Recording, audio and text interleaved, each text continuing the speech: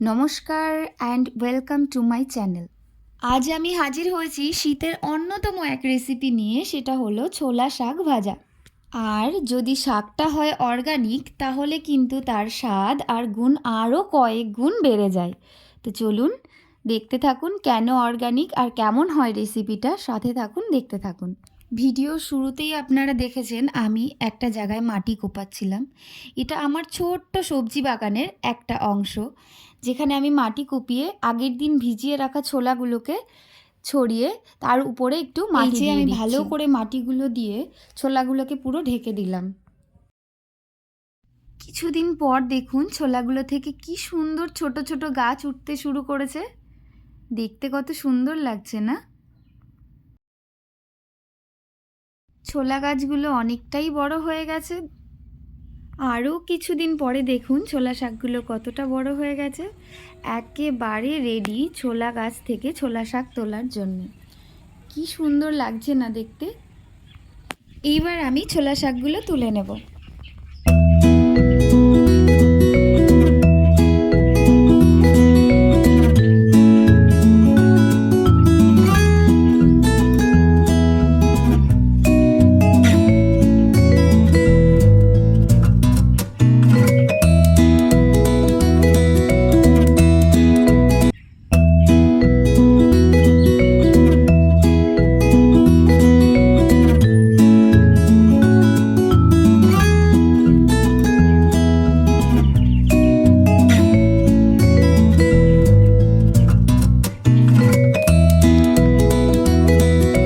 নিজের হাতের লাগানো ছোলা গাছ আর তার থেকে ছোলা শাক সংগ্রহ করার মজাটাই আলাদা।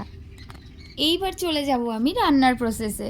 রান্নার জন্য আমি নিয়েছি একটা গোটা বেগুন, মটরশুঁটি, ডাল বড়ি আর ছোলা শাক। ছোলা শাকগুলোকে আমি ভালো করে ধুয়ে কেটে নিয়েছি, বেগুনটাকেও আমি ভালো করে ধুয়ে কেটে নিয়েছি, আর ডাল বড়িগুলোকেও আমি ছোট ছোট করে ভেঙে নিয়েছি।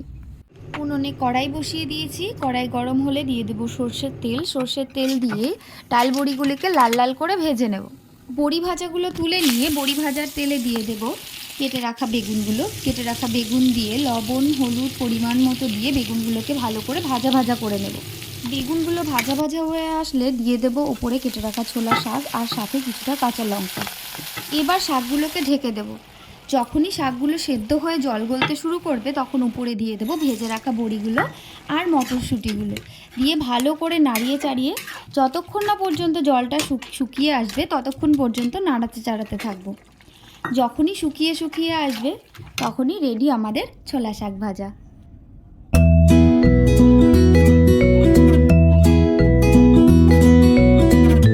দেখে কতটা লোভনীয় লাগছে না? খেতে ঠিক ততটাই সুস্বাদু। যেহেতু অর্গানিক তাই এটা গুণেও পরিপূর্ণ। আজকের মতো বাই বাই। ভালো থাকবেন, সুস্থ থাকবেন। দেখা হবে পরবর্তীতে অন্য কোনো রেসিপি নিয়ে। যদি আমার ভিডিওটি ভালো লেগে থাকে প্লিজ আমার চ্যানেলটিকে সাবস্ক্রাইব করে আমার পাশে থাকবেন।